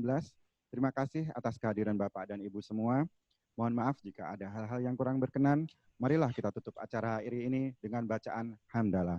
Alhamdulillahirabbil alamin. Saya Aldina Lenif John, mohon undur diri. Terima kasih. Akhir kata, wabillahi taufik wal hidayah. Wassalamualaikum warahmatullahi wabarakatuh. Waalaikumsalam warahmatullahi wabarakatuh. Oke, matur nuwun Bapak Ibu semua, khususnya Pak Dr. Sofwan dan semua tim yang terlibat. Monggo, matur suwun. Assalamualaikum dan nanti kami akan menghubungi Mbak Nidia. Suwun. Suwun. Assalamualaikum.